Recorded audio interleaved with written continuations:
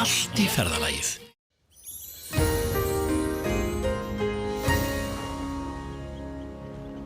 Já, komið sæl. Við höfum núna mjög djúpa leið hérna inn á Grænlandshæfi og skilin frá henni hafa verið að ganga við landi í dag og þetta hefur verið talsvert mikið óveður sem hefur fylgt þessum skilum. Þau komu nú til að fara yfir landi núna í kvöld og nótt og síðan á morgun að þá tekum við hvöss suðvestanátt hjá okkur.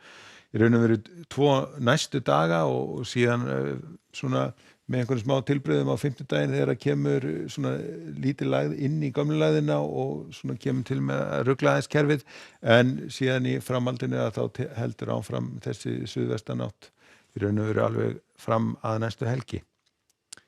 Og ef að við skoðum hitasviðið að þá milt loft sem að fylgir þessum skilum þannig að það hefur hlýnað talsvert á landinu hjá okkur en það kólnar strax aftur á morgun og við sjáum að þennum sem við erum svona í köldum loftmassa, hitatölurnar verða þá komna niður undir frostmark og niður fyrir frostmark, þannig að getum búist við að það verði nokkuð svalir dagar hjá okkur framundan, svona fram að helginni.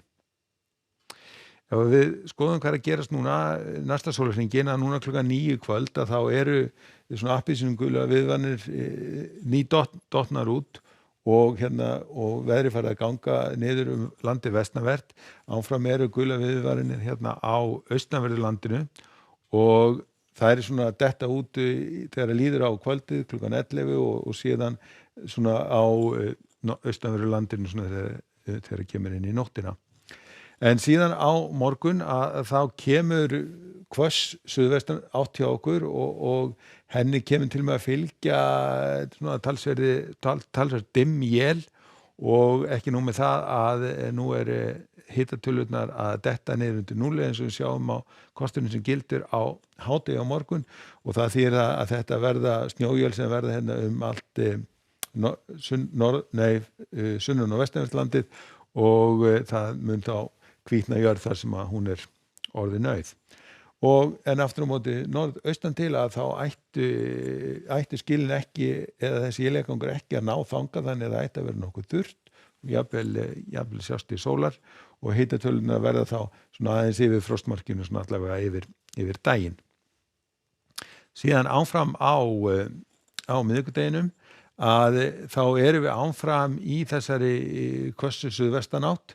Hún verður nú kannski svona aðeins farin að ganga niður í vindstyrkurinn og einnig verður nú svona élin ekki jafn mikil eins og á morgun en það verður aftur á móti alveg allt sunnan- og vestanvert landið en norðaustan til að áfram að það ætti að verða nokkuð þurrt og þó það verður nú svona ekki eins bjart og hitatölurnar svona eitthvað örlítið hærri þar en annars svona almennt vægt frost allt land.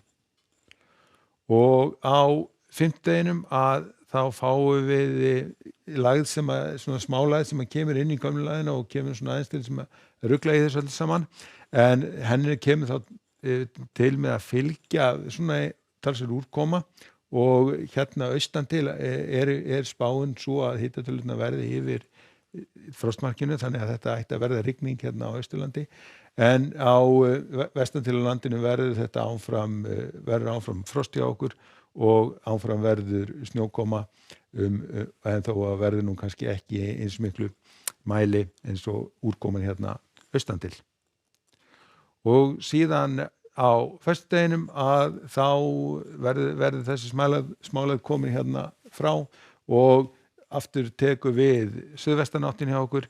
Hún verður svona strekkisvindur hjá okkur. Þannig ekki spáð að verði mikill éljagangur í henni en svona eitthvað smávegis. Hitatölurnar verða svona aðeins á upplæði og við sjáum að það eru svona komnar rauðar hitatölur hjá okkur víðast hvar. En það semst í þetta vonsku veður sem í gangi núna, það mun ganga nokkuð svona hratt niður í kvöld og síðan á morgun þá tekur við hvöss suðvestanátt með éljagangi landið sunnan- og vestanvert en nokkuð þurrt og jafnvel bjart norðaustan til. Skulum láta þetta duga að veðri í bili. Verið sæl.